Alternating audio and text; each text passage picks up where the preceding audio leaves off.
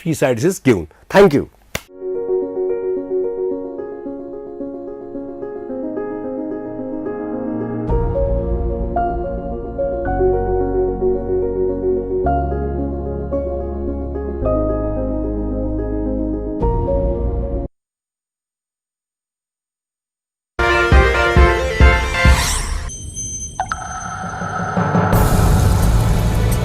Assalamu alaikum wa rahmatullahi wa barakatuhu.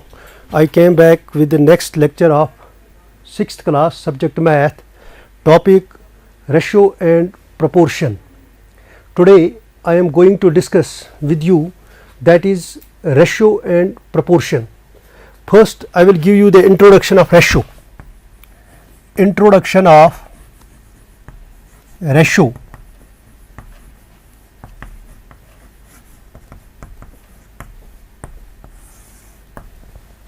You know the quantity. Quantity means the measurement or the number. When we compare the quantities, we compare the quantities of same kind by using the method of difference or by using the method of division. यानी quantities को जब हम measure करते हैं, quantities को measure हम करते हैं sometimes with difference, sometimes with division. For example, अगर हम किसी भी स्टूडेंट की हाइट ले लेंगे, फॉर एग्जाम्पल यहाँ मैं लिखूँगा if the Seema's height equal to 1 metre 67 centimetre. This metre and centimetre is the unit, and in this unit metre and centimetre we compare, we measure the height. That means कि when we measure the height, it means it is the quantity. So Seema's height, suppose another is Rita's height. Rita's height is 1 meter 62 centimeter. So by comparing these two heights, यानी जब हम इन दो quantities को compare करते हैं, this is the quantity. 1 meter 67 centimeter is the quantity. 1 meter 62 centimeter it is the quantity. जब हम दो क्वांटिटीज को कंपेयर करते हैं तो हम दो क्वांटिटीज को कंपेयर करते हैं विद द डिफरेंस. सो जब हम इनमें डिफरेंस देखेंगे, difference in height, difference in height, तो डिफरेंस इन हाइट में यहाँ 1 मीटर 67 सेंटीमीटर, यहाँ 2 यूनिट्स हैं तो इनको सेम यूनिट में पहले चेंज करना होगा. यहाँ भी 1 मीटर 62 सेंटीमीटर, इनको हम सेम यूनिट में चेंज करेंगे, कन्वर्ट करेंगे. आप ऑलरेडी जानते हैं कि 1 metre equal to 1000 centimetre, 100 centimetre, sorry 100 centimetre, यानी 100 centimetre is equal to 1 metre. So यहाँ 1 मीटर है, इट मीन्स 100 सेंटीमीटर प्लस हो गया 67 centimetre, it is equal to 167 centimetre. So 1 metre 67 centimetre को जब हमने कन्वर्ट किया है सेंटीमीटर में तो it becomes 167 centimetre. So same is the case here. Rita's height में 1 metre 62 centimetre, 1 metre means 100 centimetre. जब हम 100 सेंटीमीटर चेंज करेंगे 100 centimetre plus 62 centimetre, it becomes 162 centimetre. So अब ये दो क्वांटिटीज आए हैं. जब हमने इनको सेंटीमीटर में कन्वर्ट किया है, 167 centimetre is the height of Seema, 162 centimetre is the height of Rita. अब हम इन दो हाइट्स के दरमियान डिफरेंस देंगे, क्योंकि मैंने आपको कहा था कि in our day to day life when we compare the quantities, जब हम क्वांटिटीज को कंपेयर करते हैं तो हम क्वांटिटीज को कंपेयर करते हैं by using the method of difference और by using the method of division. So method of difference यहाँ हम इस्तेमाल करते हैं. इन दो क्वांटिटीज़ों को हम मेथड ऑफ डिफरेंस इस्तेमाल करते हैं. यहाँ 7 में से 2 जब हम सब्ट्रैक्ट करेंगे तो यहाँ आया 5 centimetre. It means from this we conclude, इससे हमें क्या मतलब समझ में आता है, इससे हमें यह समझ में आता है that Sima's height is 5 centimeter more than Rita's height. यानी सीमा की हाइट रीता की हाइट से 5 सेंटीमीटर ज़्यादा है, रीताज हाइट, या in other words Rita's height is 5 centimetre less than the Seema's height.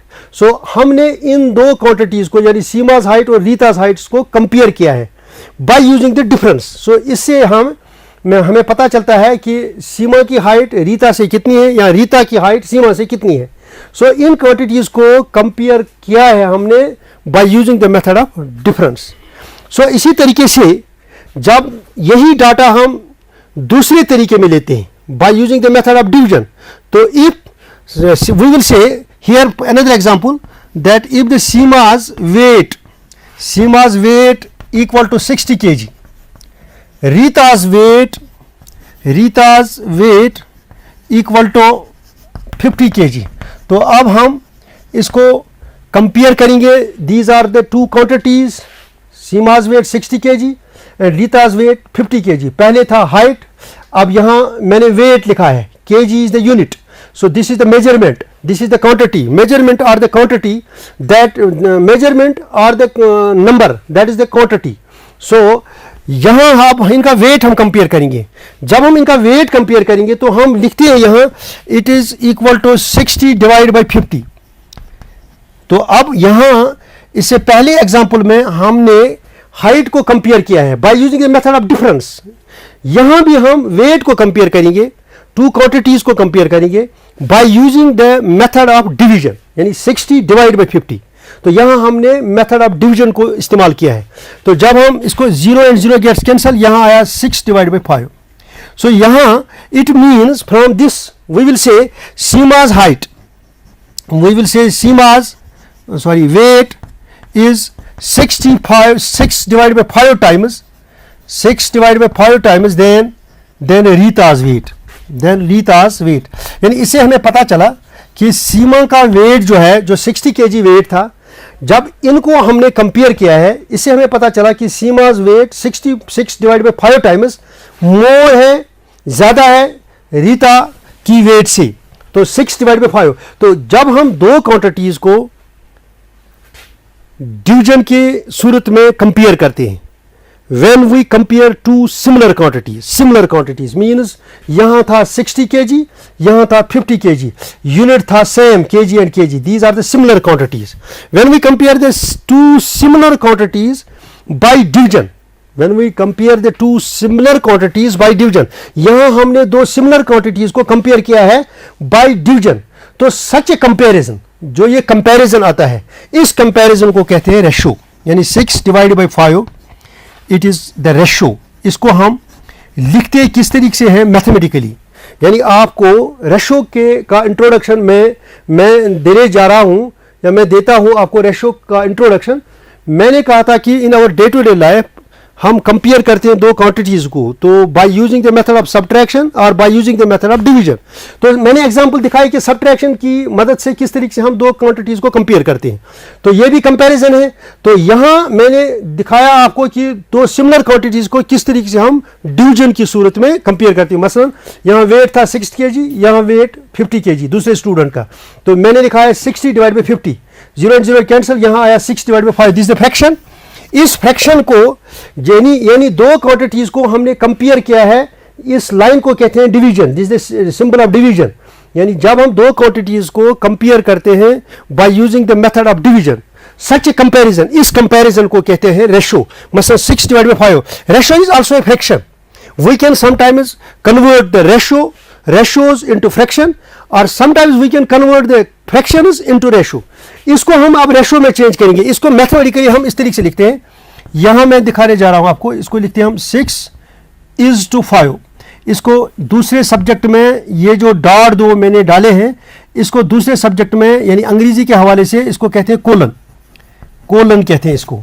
यानी यहाँ मैथ में क्या पढ़ेंगे हम, इसको इन दो डाटों को हम पढ़ते हैं मैथ में, इसको हम रीड किस तरीके से करते हैं, इसको हम रीड करते हैं इन दो डाटों को इज टू, यानी अब इस रेशो को आप पढ़ोगे 6:5, यानी 6 जो दो डॉट्स मैंने डाले हैं इट इज टू, इसको हम रीड करते हैं 6:5. अब जो 6:5 है इसको कहते हैं रेशो.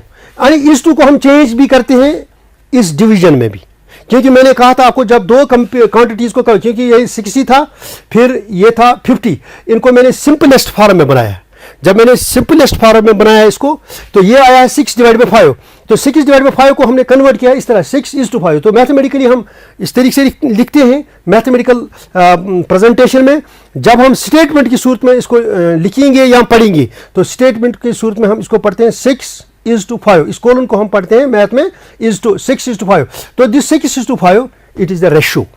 तो now what is ratio? Ratio means when we compare the two quantities by using the method of division, such a comparison that is called the ratio. See, you are seeing sometimes 5:3, this is the ratio. Sometimes you are seeing 7:1, this is the ratio. Because इसको हम is to पढ़ते हैं, इसको भी is to पढ़ते हैं, इसको हम कन्वर्ट फ्रैक्शन में भी कर सकते हैं। इसको हम इस तरीके से भी लिख सकते हैं 5/3, 7/1। सो दिस लाइन जो है इट इज़ द डिवीजन। तो दो क्वांटिटीज़ को कंपेयर किया है इस डिवीजन से। सो डिवीजन से जब हम दो क्वांटिटीज़ को कंपेयर करते हैं इसको कहते हैं रेशियो। अब इस रेशियो में क्या है, ये 6:5 जो रेशियो है इसको हम कन्वर्ट करते हैं फ्रैक्शन में, that is 6/5। You already know, आप ऑलरेडी जानते ही होंगे कि फ्रैक्शन में दो पार्ट्स होते हैं। एक पार्ट होता है ऊपर, इसको कहते हैं न्यूमिनेटर, दूसरे को कहते हैं डिनोमिनेटर। यहाँ जो रेशियो में जो दो पार्ट्स होते हैं न्यूमिनेटर और डिनोमिनेटर, न्यूमिनेटर पार्ट को यहाँ कहते हैं एंटीसीडेंट। मैथ में कहते हैं इसको एंटीसीडेंट, न्यूमिनेटर पार्ट को, यानी रेशियो के हवाले से।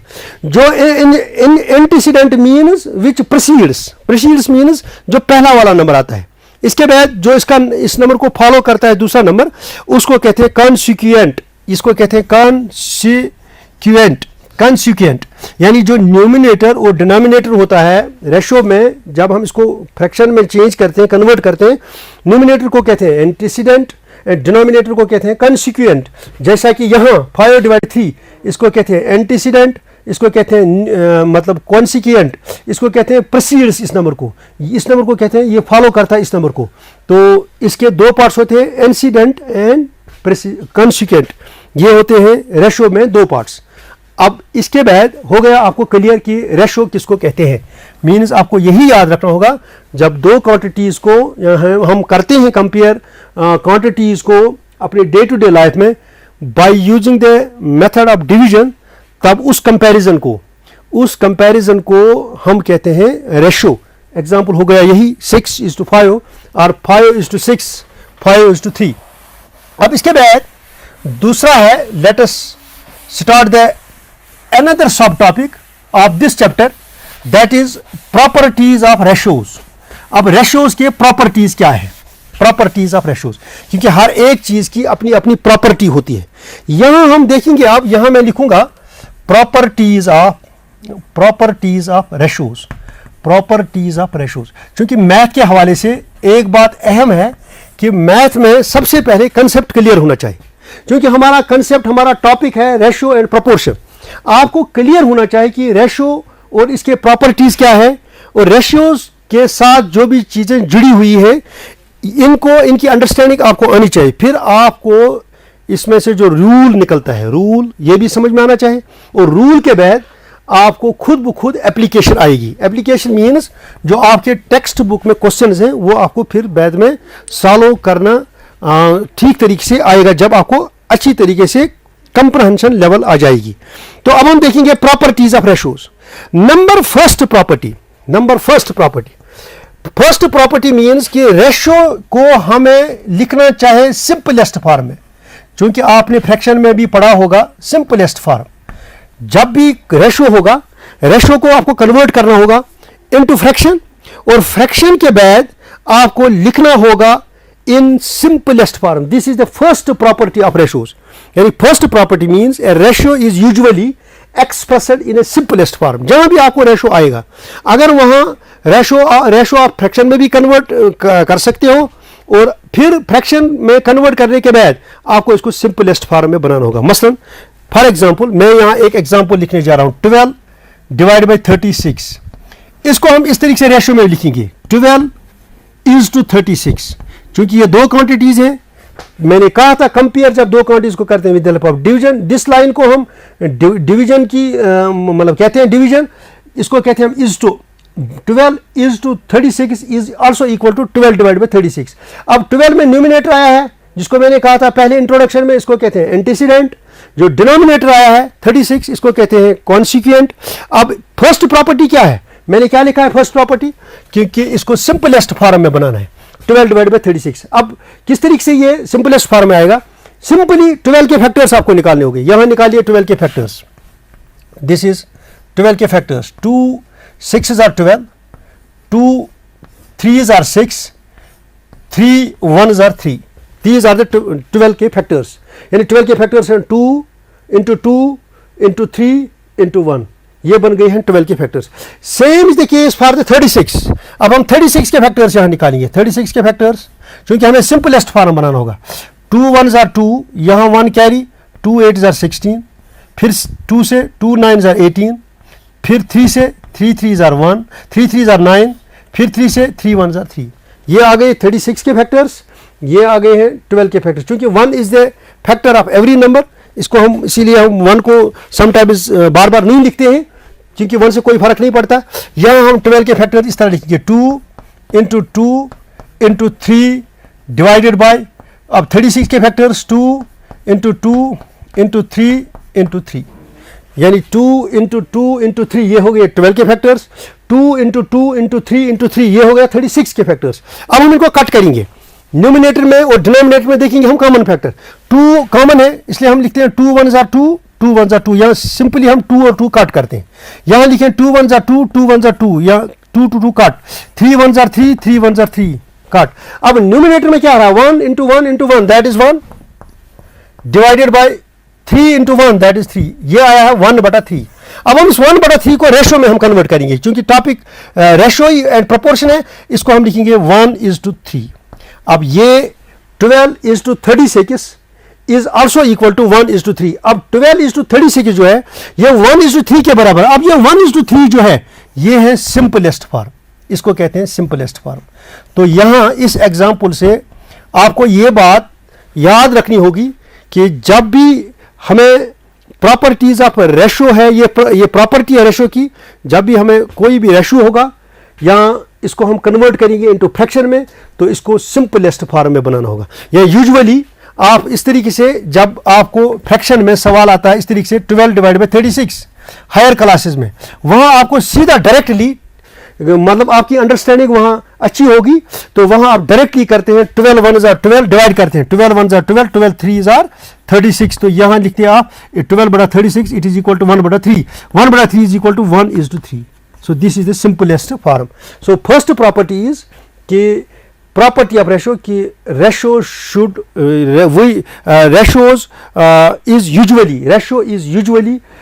ratio is usually expressed in the simplest form. For example, अगर आपको दूसरी एग्जाम्पल लेंगे 50 डिवाइड बाई 25 से 25 डिवाइड 50, 50 के हम फैक्टर निकालेंगे। यहाँ देखिए आप 50 के factor, 2 2s are 4, 2 5s are 10, 5 5s are 25।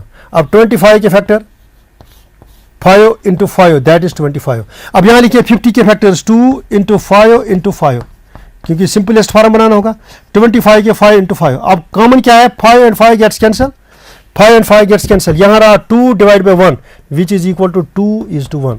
तो 50 डिवाइड बाई 25 का जो सिंपलेस्ट फॉर्म आता है दैट इज 2:1।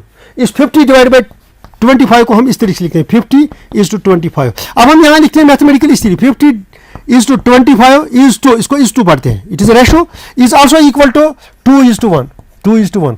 या इसको हम एक और प्रेजेंटेशन देंगे मैथ के हवाले से, that is 50 divide by 25 which is equal to 2 divide by 1। जैसा कि आप करते हैं 25 1s are 25 2s are 2/1 2/1, left side right side बराबर है। तो यहाँ इस तरीके से आप लिखोगे फ्रैक्शन की सूरत में, ये भी यही है, रेशो में लिखोगे ये भी यही है। तो यही मेरे कहने का मकसद ये है कि first property is ratio is usually expressed in it simplest form. अब प्रॉपर्टी नंबर सेकंड पे जाएंगे।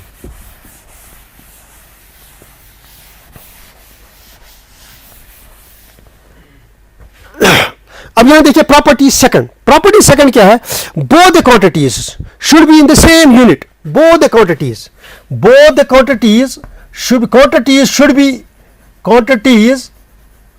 should be in the same unit,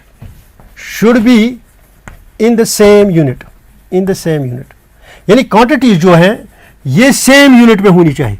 मसलन आपने पढ़ा होगा इंट्रोडक्शन में कि we are comparing the quantities, इन रेशो में हम क्वांटिटीज को कंपेयर करते हैं।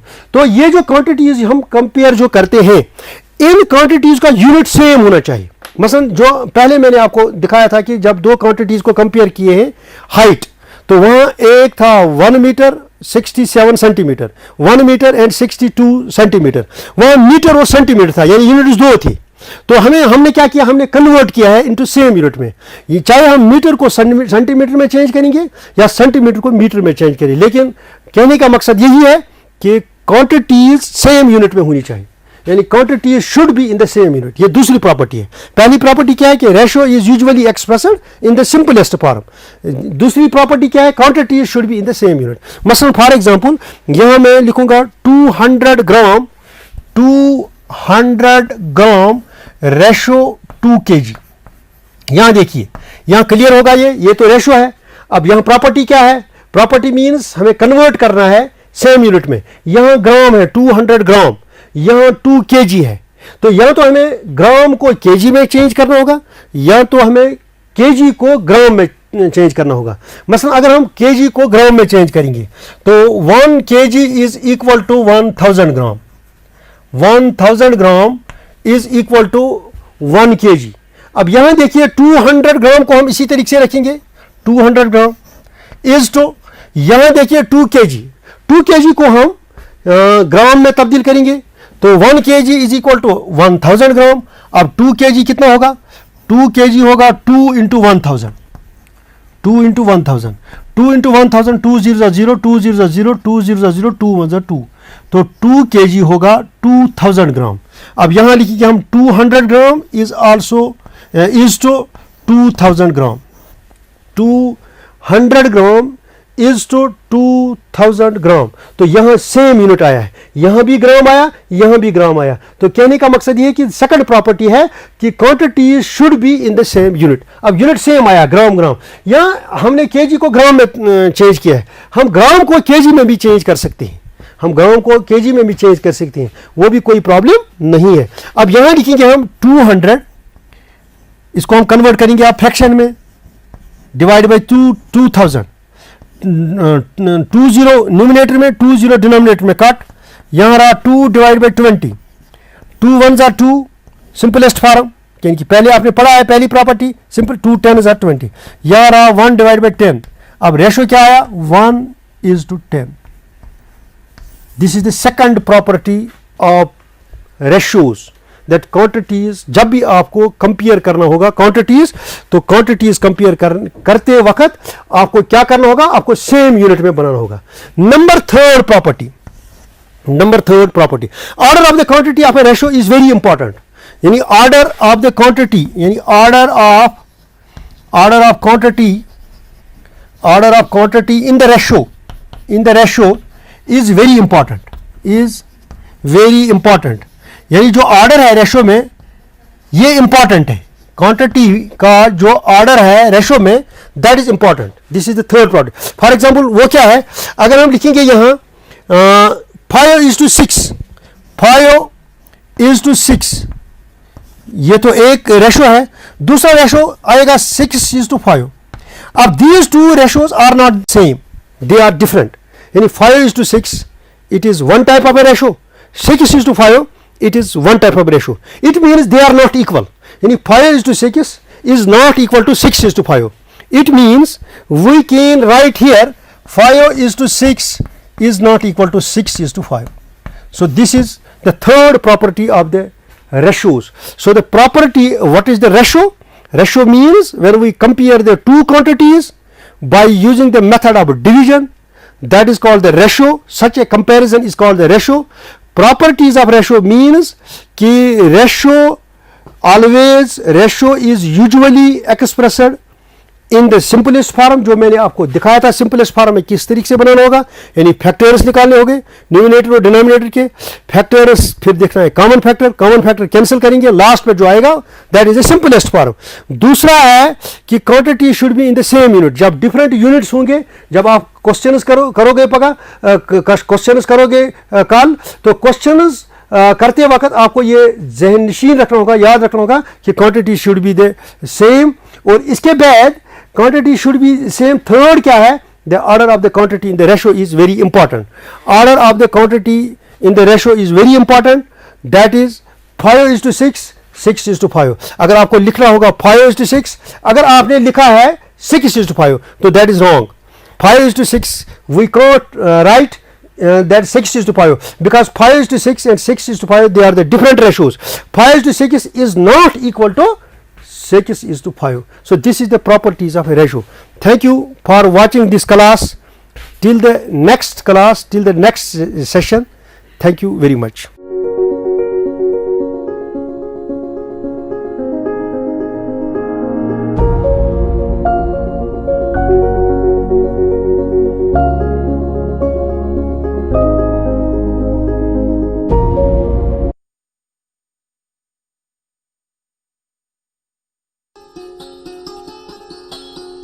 आसूदा हाल लोगों को जिंदगी में सादगी अपनानी चाहिए, ताकि मुफ्त